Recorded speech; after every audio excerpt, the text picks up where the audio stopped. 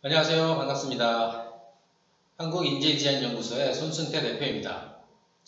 지난 시간에 이어서 KHD를 활용한 채용에 대해서 이야기를 해볼 텐데요. 오늘은 지난 시간 직무 유형, 일반적 특성을 했는데 오늘은 강점과 약점에 대해서 해보도록 하겠습니다.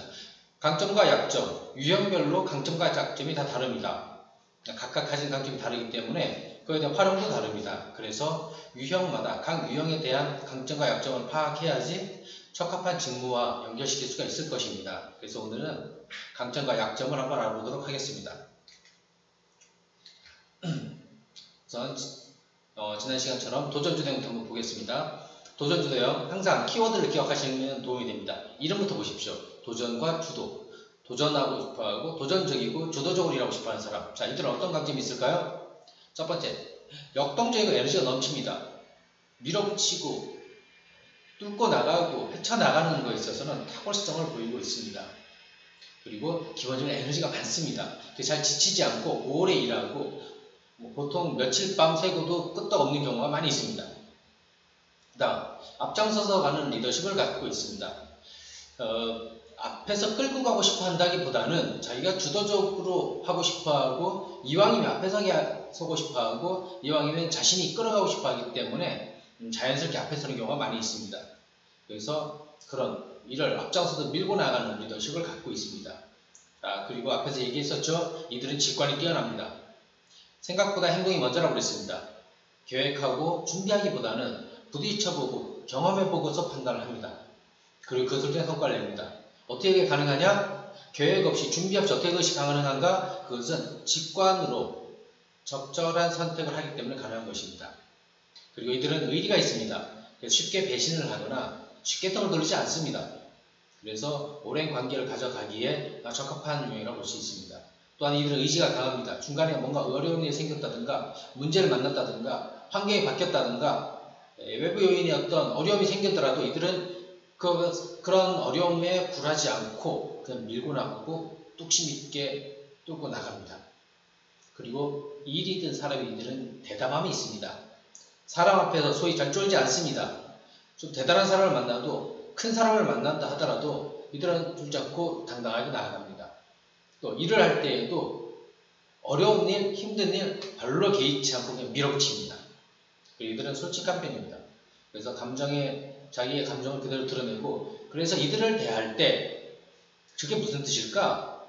뭔가 다른 의미가 있지 않을까라는 생각을 훨씬 덜 할 수 있습니다.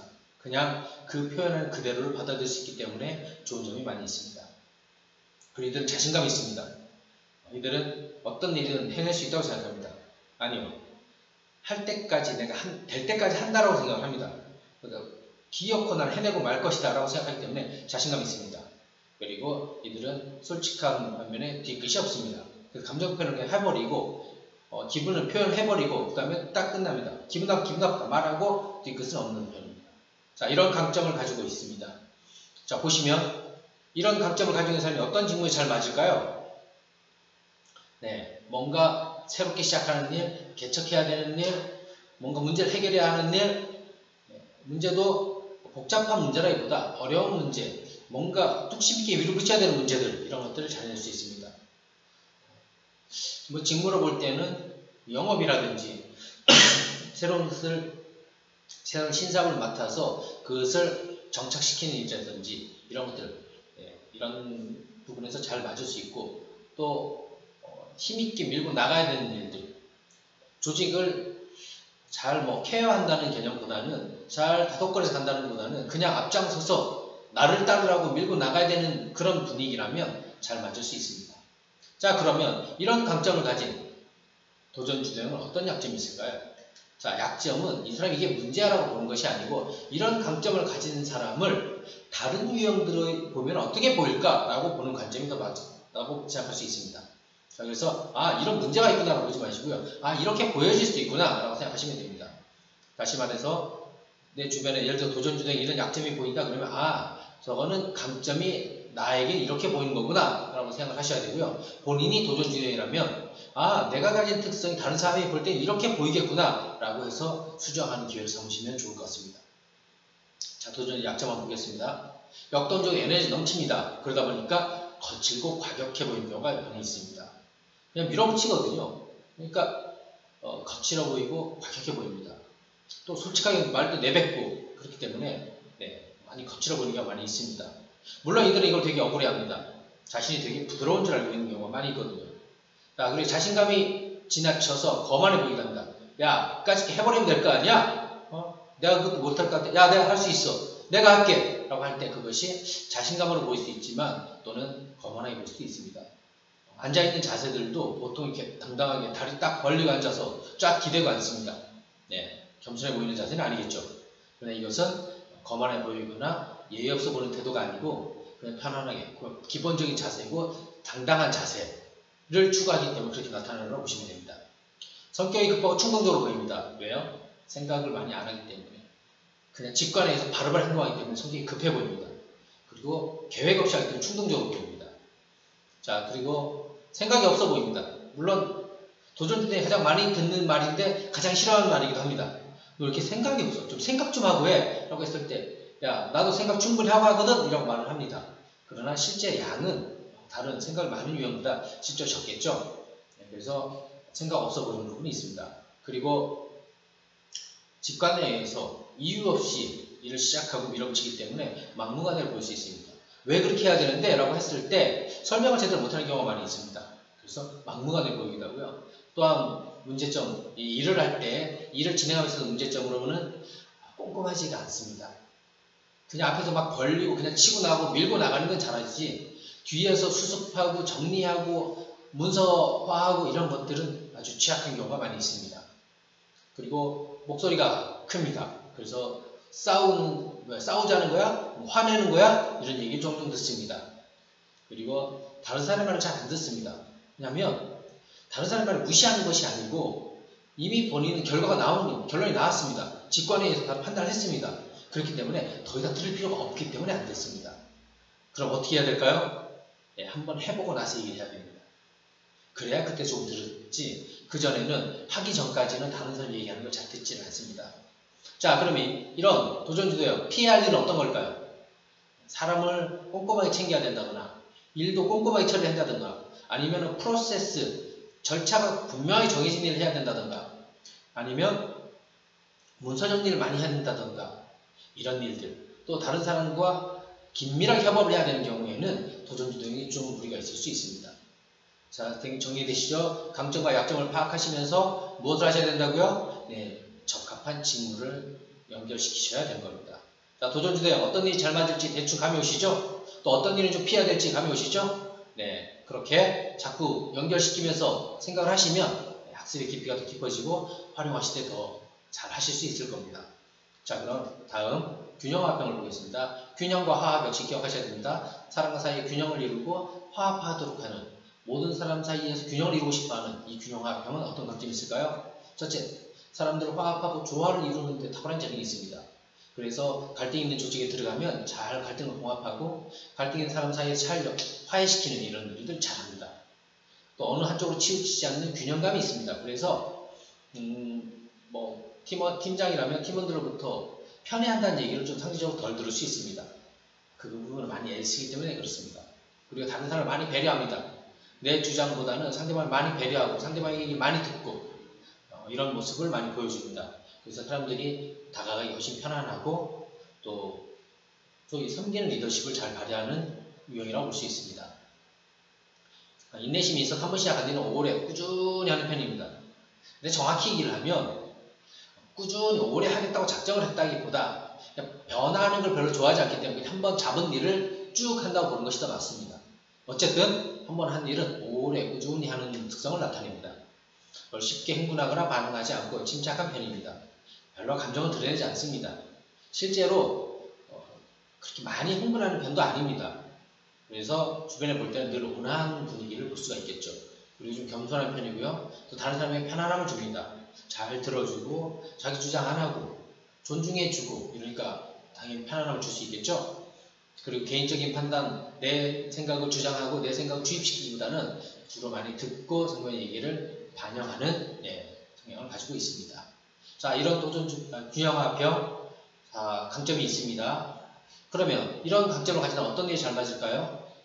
대충 떠오르시죠? 사람들을 케어하거나 돌본다거나 아니면 서포트한다거나 아니면 갈등 조직에 가서 회복을 시킨다든가 이런 일들을 잘 할 수가 있습니다. 그래서 앞에 나서서 뭔가를 일을 치고 나가는 것보다는 뒤에서 보조하고 뒤에서 받쳐주고 뒤에서 서포트해주는 이런 일들이 잘 맞을 수 있습니다. 자, 그럼 반면 이런 강점을 가진 균형화병 어떤 강점이 있을까요? 네, 사람들을 다 챙기려고 하다 보니까 이 사람 저 사람의 반응을 다 봐야 됩니다. 다 들어야 됩니다. 그러다 보니까 선택의 결정이 늦고 그로 인해서 우유부단하다는 얘기를 들을 수가 있습니다. 실제로 결정이 많이 좀 늦는 편입니다. 그래서 때를 놓치는 경우도 종종 있습니다. 그리고 문제를 특히 문제 상황에서 문제 빨리 해결을 해야 되는데 이것을 이 사람 왔다 갔다 하다가 해결을 못하고 오히려 문제를 키워서 원망을 듣는 경우를 종종 볼 수가 있습니다. 이런 경우가 많이 있죠. A와 친구, B 친구가 싸웁니다. 그랬을 때 막 서로 화해시키려고 왔다 갔다 하다가 둘이 화해해서 결국 내가 나쁜 사람이 되는 이런 경우도 종종 볼 수가 있습니다. 그래서 너무 개입하지 않아야 되는데 갈등 상황을 보면 그냥 있을 수 없어서 개입을 하게 되는 것이죠. 대체로 행동이 좀 늦고 게으른 편입니다. 게으르고 늦는다기보다 서두르지 않는 겁니다. 근데 주변에서 볼 때는 그것이 느리게 보이고 또는 게을러 보이긴 하는 것입니다. 일을 할 때 감정 표현에 대해서 수동적입니다. 감정이라는 것이 내 어떤 내 느낌, 내 생각 또 내 욕구까지도 표현하는 것이 되게 수동적입니다. 잘 표현을 안 하죠. 그래서 주변에서 그걸 알기가 어렵습니다.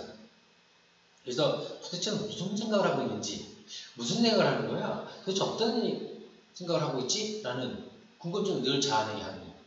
또 회의할 때에도 어떤 말을 할 때 저희 무슨 의도로 얘기를 하는지 파악하기 쉽지 않은 속마음을 알기 어려운 유형이라고 볼 수 있습니다. 그리고 고집이 센 편입니다. 물론 대놓고 고집을 부리진 않습니다. 이들의 고집을 어떻게 부리냐면 이들의 거절은 좀 양상이 다릅니다. 다른 유형들은 특히 도전주대요. 나는 그거 하기 싫어 라고 얘기하는데 균형화병 그렇게 표현하는 걸 힘들어합니다. 그래서 자 이거 A로 합시다. 자 A를 해주세요 라고 하면 네 알겠습니다. 대답을 하고 나서 안 합니다. 또 그거 안 했어요? 빨리 처리해주세요. 그럼 네 알겠습니다 해놓고 또 안 합니다. 이게 두 번, 세 번 반복된다면 이거는 거절의 의사구나 거부 의사구나 판단하셔야 됩니다. 그러다 보니까 주관이 없고 소신이 없어 보입니다. 자기 생각을 별로 말을 안 하거든요. 늘 묻기만 하거든요. 듣거든요. 그래서 주관이 없고 소신이 없어 보이기도 합니다. 리더십을 발휘할 때 이 부분은 그게 문제가 될 수도 있겠죠. 자, 이런 약점을 가진 균형화병 어떤 일은 좀 피해야 될까요? 뭔가 정확하게 처리해야 되는 일, 프로세스를 정확하게 지켜야 되는 일, 뭔가 분명하게 판단을 해야 되는 일, 빠르게 판단해야 되는 일, 또 빠르게 일 처리를 해야 되는 것들, 빠른 결과를 내야 되는 것들, 빠르고 분명하고 치밀하고 아주 디테일한 일들, 이런 일들에는 좀 적합하지 않다고 볼 수 있습니다. 자, 균형화병에 대해서 또 강점, 약점 정리되셨죠? 질문도 좀 떠오르시죠? 네, 좋습니다. 다음 원칙개혁형에 대해서 한번 보도록 하겠습니다. 원칙개혁형, 역시 중요한 키워드 원칙과 개혁입니다.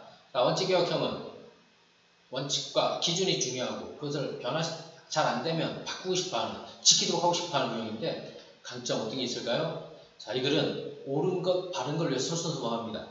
야, 너 해, 이거 해, 저거 해만 하는 것이 아니고요. 지켜야 될 것은 모든 사람이 지켜야 된다고 했습니다. 모든 사람. 그게 누구도 포함되죠? 예, 바로 본인도 포함됩니다. 그래서 나를 비롯해서 모든 사람이 지키길 원하기 때문에 내가 먼저 나와서 솔선수범하는 것이죠.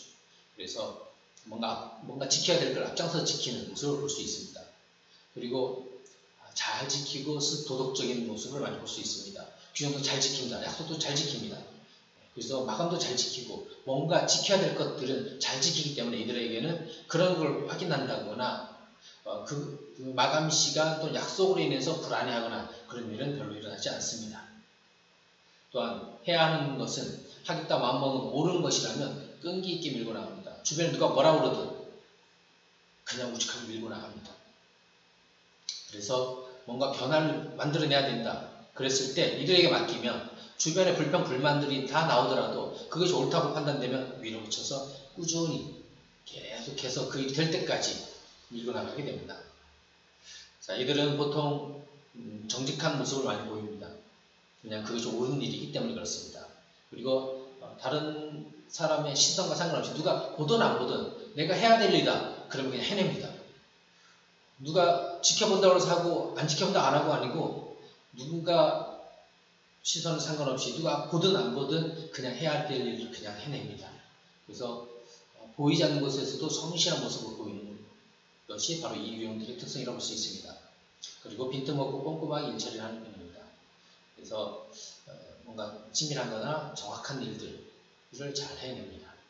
자, 보겠습니다. 이런 특성을 가진 원칙개혁형 어떤 일이 적합할까요? 뭔가 분명한 일들, 꼭 지켜야 되는 일들, 변화를 만들어내거나 그것을 성취해야 되는 경우에 변화가 뭔가 개선되는 변화보다는 잘못된 것을 고치는 변화가 더 적합하겠죠. 구체적인 직무로는 회계 업무라든지 감사 업무라든지 또 생산부에 따른 QC 업무라든지 이런 것들 분명한 기준을 들이대서 그 기준에 맞춰서 해야 되는 일들에 잘 할 수 있습니다. 자, 이런 강점이 있는 원칙개혁형 어떤 약점이 있을까요? 네, 옳은 것 또 고쳐야 돼, 해야 돼 이러다 보니까 비판적이고 그 비판도 다른 사람이 듣기에 너무 지나칠 정도로 비판적인 경우가 많이 있습니다. 그걸 주변 사람들이 힘들어하죠. 또한 예외를 인정하지 않습니다. 왜? 그건 해야 되는 것이니까 옳은 것이니까 옳은 것에는 양보할 수가 없지 않습니까? 그러다 보니까 주변에서 볼 때는 그것이 예외가 없고 고지식한 모습으로 보여지고 꽉 막힌 상황으로 보여지는 것입니다. 또한 잔소리가 많습니다. 이건 이렇게 저건 저렇게 야 이건 고쳐 저것도 고쳐 이러다 보니까 잔소리가 많은 사람이 되겠죠. 그래서 소위 좀 적합한 표현은 아니지만 꼰대 소리를 듣는 경우도 있을 수 있습니다. 또한 자기 주장이 강하고 고집이 셉니다. 정확히 얘기를 하자면 자기 주장이 강한 것이 아니고 옳은 것을 주장하는 것입니다. 원칙개혁형을 만나서 얘기를 해보면 자기 주장을 하고 있는 것이 아니라는 것을 알 수 있습니다. 그들은 옳은 것을 주장하는 것입니다. 누구나 지켜야 될 옳은 것. 그렇게 되면 양보할 수 없고 밀어붙이니까 그런 모습들이 어떻게 보일까요? 네, 고집이 있어 보입니다. 고집으로 똘똘 뭉친 똥꼬집이라고 얘기를 듣기도 하는 것입니다. 그리고 잘못된 것들이 눈에 계속 띄기 때문에 그런 주장을 가지고서 화를 내는 모습도 많이 볼 수 있습니다. 또한 교정에 대한 요구가 많고 간섭도 심합니다. 그리고 대화할 때 가르치려는 태도를 많이 갖게 됩니다. 왜냐? 가르치는 게 맞습니다. 왜? 잘못된 걸 알려주는 거니까. 고쳐주는 거니까. 근데 주변에서 뭐라고 그러죠? 선생님이냐고. 특히 이런 모습은 부부지간에 많이 볼 수 있습니다. 집에서도 선생님 하려고 그러냐고. 이런 얘기를 듣는 경우가 종종 있죠. 네, 이런 분들이 그러면 잘 안 맞는 일은 어떤 것일까요? 네, 누군가를 서포트하는 일들. 그리고 변화무쌍하는 일들, 돌발 상황이 많은 일들, 그때그때 정해진 기준보다는 그때그때 상황에 따라 대처하는 일들의 어려움을 겪을 수 있습니다. 네, 원칙개혁형 강점과 약점 알아봤는데 적합한 직무를 생각하셔서 한번 고민해 보시면 우리 회사에는 어떤 일이 맞을까 생각해 보시면 학습하시는 데 도움이 되실 겁니다. 그리고 이런 자꾸 적용해 보는 것이 실제로 채용할 때 또 면접을 볼 때 많이 도움이 되실 겁니다. 자, 이제 원칙개혁형 넘어가서 다음 관계도움형을 보도록 하겠습니다. 관계도움형, 관계를 중시하고 도움을 주고 싶어하는 사람. 이들은 친화력이 일단 좋습니다. 관계를 형성하는 데 관심이 있다고 했습니다. 그러다 보니까 새로운 사람 만나서 친해지고 금방 이 사람도 친해지고 저 사람도 친해지고 다 내 품에 안고 싶어하는 다 친해지고 싶어하는 힘이 있는데 그들도 잘 해냅니다. 그리고 상냥하고 친절합니다. 돕는 마음이 있고 사람들에게 마음이 열려 있으니까 당연히 상냥하고 친절하겠죠. 그리고 공감 능력이 좋습니다. 특히 어떤 공감이냐면 저 사람에게 뭐가 필요한지 이런 것들을 직관적으로 알아냅니다. 그래서 쉽게 해서 제가 이제 강의를 하고 있다. 근데 균형합이 누군가 있다. 그럼 제가 목마를 것 같은 시점에 그걸 갖다 줍니다. 이것이 이들에게 발달된 도움의 영역에서의 직관이라고 볼 수 있습니다. 그리고 다른 사람 돕는 것에 대해 자신을 아끼지 않습니다. 기꺼이 돕고 내 것을 아낌없이 사람들이 나눠주면서 돕습니다. 거기에 내 시간도 들어가고 내 노력도 들어가고 내 재능도 들어가고 내 물질도 들어갑니다. 모든 것을 아끼지 않는 편이고요. 칭찬하고 격려하는 것도 잘합니다. 사람을 보살피는 것도 당연히 잘하고 챙기는 것들을 잘합니다. 서포트하는 일, 이런 일을 참 잘하는 편이에요. 그리고 다른 사람에게 희생도 마다하지 않고 또한 정이 많습니다. 이런 따뜻한 마음을 가진 이 유형들. 자, 관계도우면 어떤 일이 잘 맞을까요? 네, 기업 내에서 대고객을 부서들, 고객을 직접 상대하는 부서들, 고객을 직접 만나야 되는 부서들, 특히 뭔가 정확한 영업적인 기술적인 걸 설명한다기보다 그 고객의 불평을 들어주고 그 마음을 만져줘야 되는 일들, 이런 일들이 잘할 수 있고, 또한 내부 조직에서는 다른 사람들 서포트하는 역할, 도와주는 역할, 또 많이 챙겨주는 역할, 이런 역할들에 대한 직무가 있다면 이들이 잘 될 수 있습니다. 자, 이런 강점을 가진 관계도우명 어떤 약점이 있을까요? 어떻게 보일까요? 주변에서 볼 때는 도와주는 게 지나쳐서 간섭이 되기도 합니다. 아, 난 도움 안 필요한데 와서 도와주는 것이죠. 내가 혼자 해야 되는데 혼자 하려고 와서 도와줍니다. 물론 그것이 도움이 잘 되면 괜찮겠지만 때로는 방해가 되기도 합니다. 그러나 이들은 도와야 됩니다. 또한 질투가 심합니다. 어떤 질투냐? 여기 아마 전시회 다른 부분에서 말씀드렸을 텐데 내 중심으로 관계가 만들어지기 원합니다. 또 나보다 더 친해지는 것을 싫어합니다. 예를 들어서 모임이 있는데 나를 통해서 이렇게 두 사람을 만나게 되는데 나보다 둘이 더 친해진 것 같다? 그럼 이게 되게 힘들어합니다. 그래서 심한 경우 두 사람을 깨는 경우도 있습니다. 그래서 나만 좋아해 줬으면 하는 바람. 그래서 질투가 심하게 나타나기도 합니다. 또한 다른 사람에게 받는 걸 잘 못합니다. 주는 건 잘하면서 도움 주는 건 잘하면서 도움 받는 걸 잘 못합니다. 이게 뭐가 문제냐고요? 네, 문제가 됩니다. 어떨 때 문제가 되냐면 첫째, 일을 배워야 할 때 잘 모르면 가서 물어보고 자꾸 요청을 해서 배워야 되는데 이걸 잘 못합니다. 그래서 일 배우는 걸 잘 못하고, 두 번째, 협업하는 걸 잘 못합니다. 협업은 주고받으면서 내 거는 주고 상대방 거 받아가면서 서로가 이게 시너지가 일어나야 되는데 주는 건 잘하는데 받는 걸 잘 못하기 때문에 좀 어려움이 있을 수 있습니다. 자, 또한 과잉보호를 하기도 합니다. 어떤 경우에 많이 나타나냐? 신입사원이 왔습니다. 하나하나 다 해줍니다. 친절하게 다 해줍니다. 그럼 어떤 현상이 나타날까요? 일을 못 배울 수 있죠. 또한 부모라면 자녀한테 하나하나 다 해주다 보니까 마마보이를 만드는 경우가 많이 볼 수 있습니다. 그리고 앞에 얘기했죠. 원하지 않는 도움을 주기도 하고요. 또한 잦은 접촉으로 상대를 귀찮게 하기도 합니다. 이들은 관계가 매우 중요합니다. 친밀해져야 합니다. 팀워크, 친밀함에 기인합니다. 그래서 일은 친한 사람이랑 해야 됩니다. 다시 말해서 일하기 전에 친해져야 됩니다. 그러다 보니까 개인적인 접촉을 많이 합니다. 사적인 연락도 많이 합니다. 그것이 본인은 좋을 수 있지만 다른 사람들은 어려울 수 있겠죠. 또한 이거 싫은 이유도 있습니다. 그래서 이것이 심한 경우에 사생활 침해로 갈 수 있기 때문에 어려움을 겪게 될 수도 있습니다. 그러나 본인은 잘 모르죠. 마음을 쓰는 거고 열심히 하는 거니까 자신의 입장에서는 애정을 표현하는 건데 자기가 힘들 수 있다는 겁니다. 자, 이렇게 이런 관계도우명, 이런 약점을 가진 관계도우명, 적합하지 않은 일은 어떤 일일까요? 좀 냉정해야 되는 일들, 좀 정확해야 되는 일들, 사람의 인정을 떠나서 일에 집중해야 되는 일들, 분명하고 구체적으로 뭔가 디테일한 결과를 내야 되는 일들, 이런 일들의 어려움을 겪을 수 있습니다. 다음, 성공실행에 대해서 한번 보겠습니다. 성공실행형, 성공을 추구하고 실행력이 아주 좋은 전략적인 이 유형들, 어떤 강점이 있을까요? 첫 번째, 목표한 일은 반드시 완수해냅니다. 하겠다고 마음먹는 건 거의 해내는 편입니다. 그래서 난 할 수 있다 라는 생각을 갖고서 일을 하는 유형이라고 볼 수 있습니다. 또한 전략이 뛰어납니다. 왜냐하면 그 목표를 이루기 위해서 수단과 방법을 가리지 않는다는 얘기를 했었는데, 그러다 보니까 모든 방법을 다 구상합니다. 그리고 그 중에 가장 좋은 것을 찾아내는 것이죠. 그래서 아주 전략적인 모습을 볼 수가 있습니다. 그리고 한 가지만 쓰는 것이 아니고 아주 다양한 가능한 모든 방법을 동원해서 그것을 구사해내는 유형이 되겠습니다. 또한 에너지가 넘칩니다. 왜냐하면 자신감이 있기 때문에 나는 해낼 거니까, 난 할 수 있으니까. 그리고 스스로 마인드 컨트롤을 잘합니다. 그래서 본인의 에너지가 넘치고 주변 사람들한테 에너지를 주고 그 열정적인 모습을 주변 사람들에게도 영향을 끼치기도 합니다. 또 일을 할 때 굉장히 효율적으로 합니다. 그러니까 무대뽀를 하지 않습니다. 가장 효과적으로 적절한 결과를 내는, 아주 최대의 성과를 내기 위해서 효율적으로 일을 해야 되겠죠. 그래서 굉장히 효율성이 높은 일하는 방식을 선택하고 있습니다. 그리고 아주 긍정적이고요. 자기는 다 해낼 수 있다. 일반적 특성은 그 말씀을 드렸습니다. 자신을 과대포장하기도 한다고. 그게 바로 여기서 나오기도 합니다. 난 해낼 거니까, 자격증 공부를 하고 있어. 난 딸 거니까. 그래서 프로필에다가 나는 자격증 보유 이렇게 쓸 수가 있는 겁니다.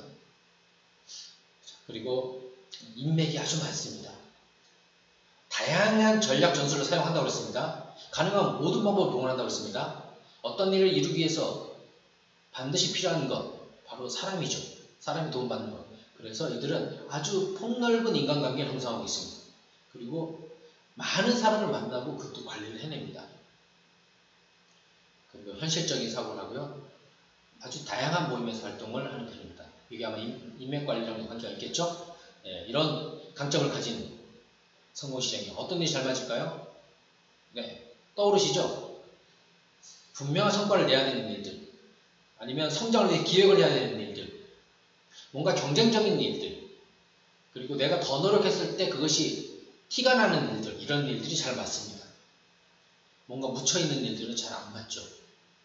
그러면 구체적인 직무로는 영업부서라든지 기획부서라든지 이런 뭔가 결과물이 분명한 일들이 잘 맞는다고 볼 수 있습니다.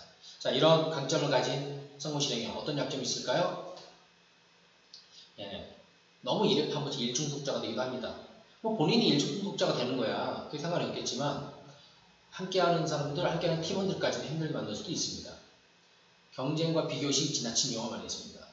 계속 이겨야 되고 모든 것을 이겨야 되는 이런 모습이 나타나다 보니까 결과에 대한 만족이 없고 뭔가를 이뤄도 또 그 다음 거 계속해서 끝없이 가야 되는 경험을 볼 수도 있습니다. 그리고 지나치게 성과 중심적이어서 과정이 무시되기도 합니다. 그래서 편법에 동원되기도 하고 심한 경우는 불법을 사용할 수도 있습니다. 그래서 결과를 내는 것도 중요하지만 과정 역시 중요하다는 것을 인식을 하셔야 되겠죠. 자신의 가치를 표현함에 있어서 과대포장을 하기도 합니다. 이 말씀드렸죠? 내가 가진 것 이상의 내가 가질 것들도 가진 것으로 표현한다는 것. 그래서 보통은 내가 100을 가지고 있으면 120, 130을 표현하는 편입니다. 근데 이들은 여기에 있어서 별로 문제의식이 없습니다. 왜? 해낼 거니까. 그래서 이 부분도 신경을 좀 써주셔야 됩니다. 또 인간관계 성공의 도구를 생각하는 경향이 있어서 사람을 물론 따뜻함도 있고 사람도 잘 챙기기도 하지만 공적으로 이들은 어떤 사용의 측면에서 효용성의 측면에서 사람을 접근하는 경향이 있습니다. 그래서 이런 부분도 좀 신경을 써주셔야 되겠습니다. 그리고 이미지 평판에 치중하기 때문에 자기 외적인 것을 표현하는 것에 있어서 굉장히 많은 신경을 씁니다. 에너지도 거기다 많이 쓰게 되죠.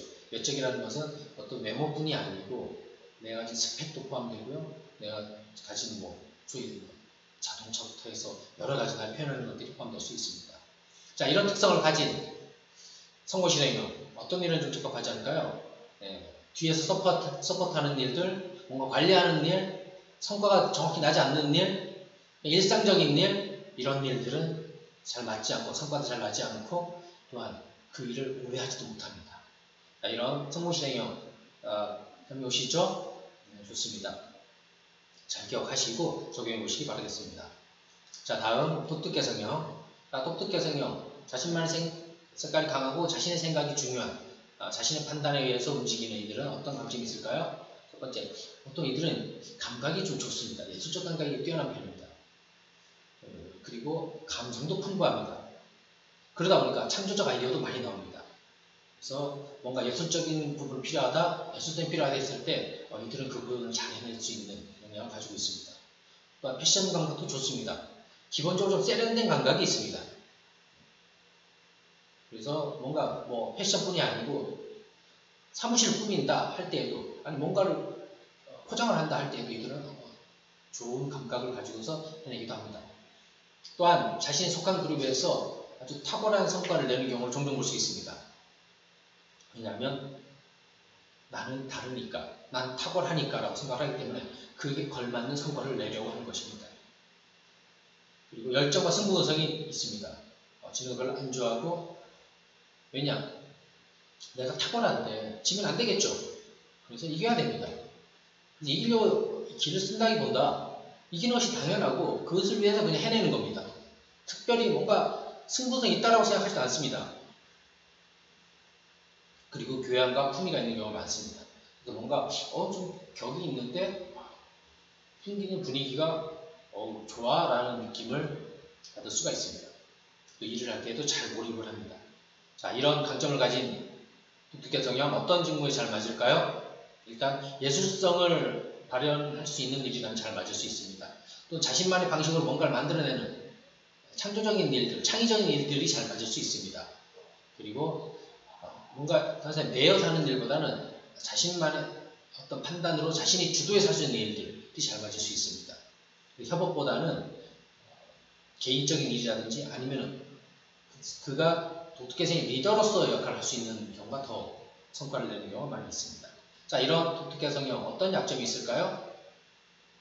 네, 본인의 감정, 본인의 감각, 또 그때그때 느끼는 감정에 충실하다고 했습니다. 그럼 어떻게 될까요? 감정 기복이 심합니다. 금방 기분이 좋았다, 나빴다. 물론 감정 기복이 심한 게 아닙니다. 감정의 변화는 누구나 있습니다. 그러나 이들은 그때 감정에 충실한 겁니다. 기분이 좋으면 좋다고 하고 나쁘면 나쁘다고 합니다. 굳이 그 참거나 숨기지 않습니다. 그래서 감정 기복이 심한 겁니다. 또 어떤 외적인 기준에 따라서 일을 한다기보다 내 생각, 내 느낌, 내 감각대로 하다 보니까 일관성이 없는 경우가 많이 있습니다. 그래서 같이 하는 사람들이 예측할 수가 어려워지겠죠. 또한 기준이 없이 그냥 그때그때 감정에 따라 결정을 하기도 합니다. 의사결정 역시 뭔가 기준에 따라서 한다기보다 그때 어떤 느낌, 감각에 따라서 하는 경우가 많이 있습니다. 그리고 규칙, 규범을 지키기보다는 자기 뜻대로, 자기 생각대로, 자기 방식대로 하고 싶어하는 경우가 많이 있습니다. 또 탁월성을 위해서, 탁월한 결과를 위해서 함께하는 구성원들을 엄청나게 몰아붙이는 경우가 많이 볼 수 있습니다. 왜냐하면 그들이 내는 결과가 바로 나이기 때문에 그렇습니다. 그래서 나와 함께하는 사람은 탁월해야 돼! 라는 강한 생각이 있기 때문에 타협이 없이 밀어붙입니다. 물론 성과를 낼 수는 있겠지만 구성원들이 못 버티고 나가 떨어지는 경우를 많이 볼 수 있기 때문에 그 상위 관리자람이 그 부분을 신경 쓰셔야 될 겁니다. 또한 자신만의 생각이 강해서 다른 사람들이 그를 이해시키거나 설득하거나 변화시키는 게 매우 어렵습니다. 그리고 잘 듣지도 않고 본인이 생각에 따라 그냥 나아가는 편입니다. 자, 그러면 어떤 일이, 이런 약점을 가진 특히 어떤 일이 적합하지 않을까요? 어떤 일관성 있게 해야 되는 일, 정확한 프로세스가 있는 일, 정확하게 반복해서 같은 결과를 내야 되는 일들은 적합하지 않다고 볼 수 있습니다. 그리고 사람들을 챙기고 서포트하는 일들도 좀 어려울 수 있습니다. 물론 그 일을 전문적으로 한다, 그럼 잘 해낼 수도 있습니다. 그러나 일반적으로 사람들을 보살피는 일을 좀 어려워하시는 경우가 많이 있습니다. 그리고 유연하게 협업을 해야 되거나 다른 사람의 의견을 많이 받아들여야 하는 일들, 이런 일들의 어려움을 좀 겪을 수 있는 요인이라고 보시면 되겠습니다. 자, 독특성에 대해서 정리했는데 기억하시고 잘 적용해 보시기 바라겠습니다. 자, 이제 다음 지식사고요. 지식을 기반으로 생각을 하고 또 생각이 많은 이런 유형들 어떤 강점이 있을까요? 네, 핵심을 파악하고 원리를 이해하는 것을 잘합니다. 뭔가 복잡한 것을 그 구조를 이해하고 핵심을 이해하는 것들 뭔가 이해하는 부분을 잘한다고 보시면 되겠습니다. 또한 논리적 사고를 합니다. 인과관계를 잘 찾아내고 뭔가 말이 되고 이게 이해가 되는 문장으로 말을 합니다. 또한 이성적이고 정확하고 침착합니다. 그리고 냉철하게 판단할 수 있습니다. 그래서 감정에 치우쳐서 상황을 잘못 보거나 이런 일이 별로 없습니다. 그리고 생각이 깊고 많습니다. 그래서 충분히 생각하고 행동을 합니다. 그리고 어떤 분야에 깊이 있게 파고들기 때문에 전문가 수준까지 가는 걸 많이 볼 수 있습니다. 이거는 자기 업무는 당연하겠거니와 그 외에도 자기 관심 분야에 있어서는 거의 전문가 수준까지 가는 경우를 많이 볼 수 있습니다. 심지어 취미생활도 전문가 수준까지 가는 경우를 종종 볼 수 있습니다. 자, 그리고 집중력이 아주 좋습니다. 뭔가 하나 하면 깊이 몰입합니다. 그래서 다른 데 신경 쓰냐 그것만 신경 쓰기 때문에 아주 몰입해서 깊이 있게 파고들어갈 수가 있습니다. 그리고 판단, 결정을 할 때 아주 신중합니다. 충분히 생각하고 생각하는 데 있어서 그냥 내 생각이 아니고 충분한 정보를 확보해서 그 정보를 다 분석하고 그 분석한 정보를 기반으로 해서 결정을 내리는 것입니다. 그리고 분석하고 당연히 종합 능력이 좋겠죠. 그래서 펼쳐놓기만 해도 안 됩니다. 그래서 모을 줄도 알아야 됩니다. 그래서 펼치고 모으는 것, 정보를 펼치고 모아서 결론을 내는 것들을 잘 해냅니다. 이런 강점을 가진 지식사고요. 어떤 일이 잘 맞을까요? 네, 뭔가 분석하는 일. 연구하는 일, 체계를 만드는 일, 통계를 만드는 일, 규칙성을 찾아내는 이런 일을 잘해낼 수 있습니다. 또 반복적으로 해야 되는 일들, 또 아주 몰입해야 되는 일들을 잘 해내고 그런 일이 잘 났습니다. 그러면 이들은 어떤 약점이 있을까요? 생각이 너무 많아서 행동을 잘 못하는 경우가 종종 있습니다. 충분히 생각하고 움직여야 되는데 이 충분히 끝이 없거든요. 그래서 생각만 하고 행동을 하지 않는 거죠. 무슨 얘기를 듣습니까? 저 또 책상 앞에 앉아서 잔머리 씁니다. 머리만 굴리고 있다고. 제발 좀 나가서 움직이라고 이런 얘기를 종종 듣기도 합니다. 또 일에만 관심이 있다 보니까 인간미가 별로 없습니다. 일을 할 때는 일만 봅니다. 주변에 어떤 일인지 잘 보지 못합니다. 심지어 옆에 아픈 사람이 있어도 알면서 신경을 안 쓰는 것이 아니고 일에 몰입할 그걸 모릅니다. 그런데 옆에서 볼 때는 이해가 안 되죠. 어떻게 내가 옆에서 계속 기침하는데 모를 수가 있지? 예, 이들은 모를 수 있습니다. 몰입할 때에는 다른 것은 신경을 못 씁니다. 한 번에 하나씩만 처리할 수 있기 때문에 그렇습니다. 뒤에 있죠? 한 번에 하나씩만 처리가 가능하다. 이들은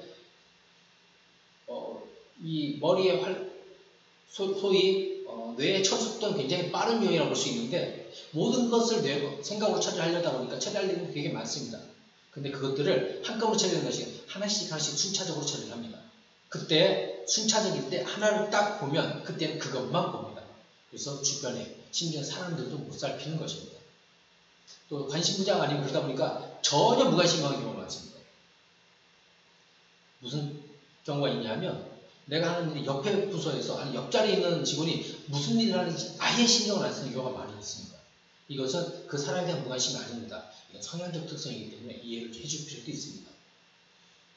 그리고 자신만의 생각이 몰입돼 주변을 못 살피고요. 길을 갈 때도 하나만 봅니다.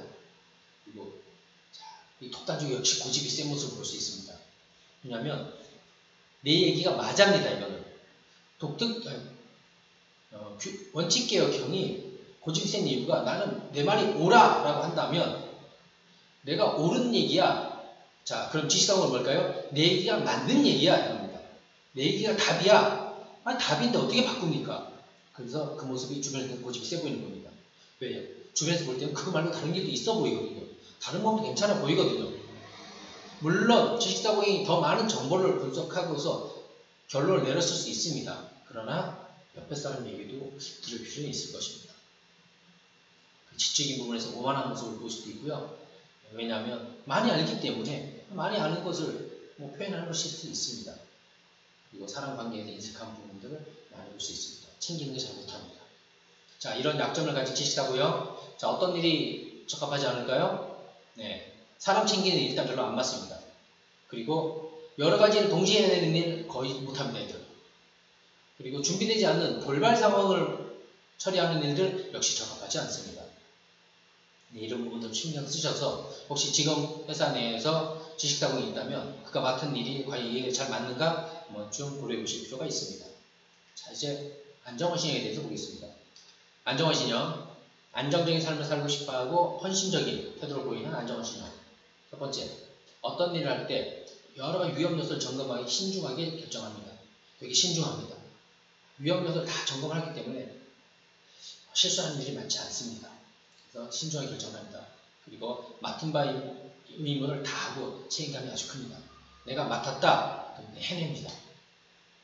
그래서 어쨌든 결과를 내는 그런 모습을 볼 수 있습니다. 그리고 위험에 집중을 하다 보니까 위기관리 능력이 좋고 위험에 대비하는 능력이 좋은 경우를 많이 볼 수 있습니다. 늘 거기에 집중이 있으니까요. 그리고 가족, 부모님들에 대해서 헌신적으로 도리를 다하는 경우를 많이 볼 수 있습니다. 앞에서도 말씀드렸는데 효자 효자가 많이 있는 유형입니다. 회사 내에서도 자기가 맡은 것에 대해서 관계에 있어서도 도리를 다합니다. 그리고 참을성이 많습니다. 쉽게 변화하지 않고 쉽게 뭔가를 바꾸지 않고 또는 쉽게 포기하지 않기 때문에 포기한 그 뒷감당도 해야 된다는 생각을 하기 때문에 좀 참을성이 많고 신중하게 결정합니다. 오래 좀 참아내는 편입니다. 또한 준비 대비하는 거 당연히 잘하고요. 안정감이 있습니다. 그다음에 하던 방식, 또 익숙한 방식 그렇기 때문에 주변에서 볼 때에도 안정감이 당연히 있겠죠. 그리고 새로운 일을 할 때에도 그 일을 문제 파악하는 것을 잘 해냅니다. 자, 이런 안정원 신형 어떤 일이 잘 맞을까요? 네, 어떤 일을 할 때 뭔가 시작하기 전에, 새로운 일 기획했다면 시작하기 전에 문제를 찾아내게 하는 일들, 이런 일을 찾아낼 수 있고요. 또 그냥 하던 방식을 고수하면서 큰 변화 없이 그냥 일상적으로 해야 되는 일들이 있다면 이들은 잘해냅니다. 그리고 뭔가 꼭 책임을 져야 되는 일, 정말 반드시 결과를 내야 되는 일, 이런 일이 있다면 이들이 맡기면 일단 책임을 다하기 때문에 결과를 보실 수 있습니다. 자, 이런 강점이 있는 안정원 신형 어떤 약점이 있을까요? 첫 번째, 자신감이 부족합니다. 이들은 최악의 경우를 생각한다고 했는데 이건 자신에 대해서 마찬가지입니다. 나한테 이런 것도 이런 좋은 점, 이런 좋은 점이 있네? 라고 생각하기보다 나한테 이런 문제가 있고 저런 문제도 있고 이런 문제도 있네? 라는 것을 더 부각시켜서 봅니다. 그리고 생각을 합니다. 그러다 보니까 자신이 없어하고 어떤 일을 할 때에도 뭔가 자신감 있게 해나가지 못합니다. 걱정이 많고, 물론 걱정이 많은 거 사람들이 있을 수 있지만 지나치게 걱정이 많습니다. 그러다 보니까는 비관적입니다. 차를 타고 갈 때에도 사고 나면 어떡하지? 라는 생각을 할 수 있고요. 비행기를 탈 때도 추락하면 어떡하지? 그러다 보니까 표현도 좀 비관적인 표현을 많이 하게 되겠죠. 위험 요소를 점검하느라 결정이나 일에 있는 경우를 많이 있습니다. 또 점검하고 그러느라 때를 놓치기도 합니다. 그리고 늘 최악의 상황만 생각하기 때문에 부정적입니다. 어떤 때 이런 부분이 문제가 생길까요? 새로운 일을 해야 될 때 안 되는 얘기만 하는 경우가 많이 있습니다. 그래서 안정원 신형은 새로운 일을 기획할 때 초반에는 회의에서 배제하는 것도 좋은 방법입니다. 그럼 언제 합류하냐? 어느 정도 골격이 나와서 진행하기로 결정이 됐을 때 앞으로 발생할 문제들 한번 찾아봐라 라는 일을 했을 땐 잘해낼 수 있습니다. 사람이든 시스템이든 쉽게 믿지 않고 의심이 많습니다. 오래 두고 봐야 됩니다. 왜? 쉽게 판단하지 않기 때문에 그렇습니다. 그리고 늘 수동적입니다. 왜냐하면 앞서서지 않고 늘 보수적으로, 늘 안정지향적으로, 늘 하던 방식으로, 새로운 것은 주저하고 이런 것을 보이기 때문에 수동적인 자세를 취하는 경우가 많이 있습니다. 그러다 보니까 에너지가 없습니다. 부정적이고 비관적이고 자신감도 없고 그래서 에너지 없어 보이고 의심 많은 모습을 볼 수가 있습니다. 자, 이런 안정원 신형에게 어떤 일이 좀 적합하지 않을까요? 뭔가 새로운 일을 기획하는 일, 또 매번 새롭게 바뀌는 일, 또 뭔가 긍정성을 갖고 막 에너지 있게 활기차게 해야 되는 일들, 이런 일들은 좀 어렵다고 볼 수 있습니다. 자, 안정원 신형에 대해서 살펴봤는데 이런 내용들이 있다면 이 내용을 참고하셔서 채용하실 때에도 관련 직무에 잘 맞는지 판단하시고 기존 직원이 있다면 지금 하고 있는 일들이 어려움을 한번 살펴보시기 바랍니다. 자, 이제 마지막 재미재능 유형을 보겠습니다. 재미있게 살고 싶어하고 재능이 맞는 유형, 이 유형들은 어떤 강점이 있을까요? 첫 번째, 매사에 긍정적이고 낙천적입니다. 다 잘 될 거라고 생각합니다. 별일 없을 거라고 생각합니다. 그리고 이들은 재능이 많다고 했는데 창의적인 아이디어도 많습니다. 뭔가 아이디어가 쉽게 나옵니다. 그래서 뭔가 기획하거나 새로운 뭔가 변화시키거나 바꾸거나 하는 일들이 도움이 많이 될 수 있겠죠. 그리고 재능이 많아서 어떤 일을 빠르고 쉽게 배웁니다. 새로운 것을 배울 때 금방 습득을 하고 이해도 되게 빠르게 합니다. 그래서 뭔가 습득하는 게 굉장히 빠르죠. 뭔가를 어렵게 배우는 경험이 별로 없습니다. 그리고 유쾌하고 활기차고 에너지가 좋고요. 또 말도 재치있게 잘합니다. 일단 창의적이고 머리에서도 빠르고 하니까 해야 될 말들도 어디서든 잘할 수 있겠죠. 그래서 말장난, 말꼬리 잡는 것도 잘합니다. 말싸움도 당연히 잘하겠죠. 그리고 임기응변이 당연히 뛰어납니다. 그 상황에, 이 상황에서 어떤 말이 가장 적합한지, 어떻게 하는 게 제일 적당한지가 금방금방 떠오릅니다. 그래서 그 순간에 대응을 잘할 수 있게 됩니다. 사람들의 관계가 좋은 편이고요. 기획을 세우거나 계획 세우는 걸 잘하고요. 상황 파악을 하거나 일 처리가 매우 빠른 편입니다. 처리 속도는 가장 빠르다고 보셔도 무리가 없을 겁니다. 자, 이런 재미재능이 어떤 일이 잘 맞을까요? 새로운 일, 뭔가 기획하는 일, 새롭게 벌리는 일, 늘 바뀌는 일, 정해지지 않는 일, 창의성이 발휘되어야 하는 일, 그리고 뭔가 그때그때 배워서 하는 일들, 이런 일들이 잘 맞을 수 있습니다. 자, 그러면 이런 재미재능형 어떤 약점이 있을까요? 이제 호기심이 많습니다. 그러다 보니까 어떻게 보일까요? 산만합니다. 일을 할 때도 부서 내에서도 이 사람 신경 쓰고 저 사람도 신경 쓰고 저 사람이랑 얘기를 하고 나쁩니다. 그래서 산만해 보이는 경우가 많습니다. 또 시장은 잘하는데 끝마무리가 문제입니다. 왜냐하면 시장은 재미있어서 막 하는데 하다 보면은 익숙해지면 재미가 없어지거든요. 그 끝이 흐지부지해지는 경우가 많습니다. 그래서 재미있는 일을 시키실 때는 항상 뒷마무리에 신경을 쓰셔야 됩니다. 자, 무책임한 행동하는 경우가 많이 있습니다. 왜? 긍정적이니까. 무책임하다기보다는 다 잘 될 거야 라는 대책 없는 긍정성이 무책임하게 보여지는 것입니다. 또 격이 없이 친구처럼 편하게 지내기를 원하기 때문에 예의 없어 보이기도 하고요. 또 잘못을 했을 때는 그냥 인정하는 것이 아니고 순간에 거짓말로 임기응변이 뛰어나다고 그랬죠. 그래서 거짓말로 순간적인 거짓말로 상황을 모면하기도 합니다. 물론 계획되고 준비된 거짓말은 아닙니다. 그 상황을 넘기는 자기도 모르게 나오는 경우도 많이 있죠. 또 어떤 일이든 쉽게 배우기 때문에 그거에 대한 중요성을 잘 모르고 대충 하는 경향이 있습니다. 또한 금세 포기하기도 합니다. 그래서 쉽게 배우는 것들을 쉽게 버리는 것이죠. 그리고 속도가 빠르다는 걸 본인도 압니다. 그래도 이렇게 일을 미룹니다. 그리고 귀찮아합니다. 그래서 게으릅니다. 그래서 최대 미룰 때까지 미루죠. 그리고 나중에 후다닥 대충 해버리는 경우가 많이 있습니다. 그리고 말이 많고 말장난도 잘하는 편이죠. 자, 이런 재미재능형 어떤 일이 적합하지 않을까요? 첫째, 단순 반복하는 일 아주 힘들어합니다. 그리고 혼자 그냥 구석에 처박혀서 하는 일, 조용히 뭔가를 하는 일, 오래 하는 일, 이런 일 힘들어합니다. 그리고 끝마무리 해야 되는 일, 끝마무리가 굉장히 중요한 일, 긴데 끝까지 마무리 지어야 되는 일, 이런 일들을 매우 힘들어한다고 볼 수 있습니다. 자, 지금까지 이제 재미재능형까지 쭉 살펴봤는데, 도전주도형부터 재미재능까지 9가지 유형들의 강점과 약점을 살펴봤습니다. 이것들을 보시면서 그 강점을 알고서 그 강점에 적합한 일을 맡기시고, 약점을 파악하고 약점은 피해갈 수 있는 것이 전체적인 기업의 성과를 내는 데 도움이 되실 겁니다. 그래서 그 사람이 가진 강점을 잘 발현할 수 있도록, 또 약점에 눌려서 성과를 못 내는 방해가 되지 않도록 관리하시길 바랍니다. 자, 지금까지 직무 유형에서 강점과 약점을 살펴봤는데, 이 부분을 좀 반복해서 들으시면서 여러 번 학습을 하시면 채용하실 때나 기존 직원들에 대해서 적합한 직무를 배정하시거나 채용하실 때 도움을 받으실 겁니다. 다음 시간에는 직무 유형, 지금까지 직무의 일반적 특성, 강점과 약점 지금 공부를 했는데, 이번에는 이제 이것들을 적용하는 것. 어떤 적용이냐? 비슷한 유형과 또 그 구분하기, 또는 각각 어떤 특성을 공통적으로 나타내는지 이런 것들에 대해서 적용하기에 대해서 한번 해보도록 하겠습니다. 다음 시간에도 꼭 들어주시고 다음 강의 잘 듣기 위해서 밑에 구독 부분을 해주시면 아마 듣기도 용이하실 겁니다. 자, 그러면 이상으로 직무 유형 강점과 약점 부분을 마치도록 하겠습니다. 네, 감사합니다.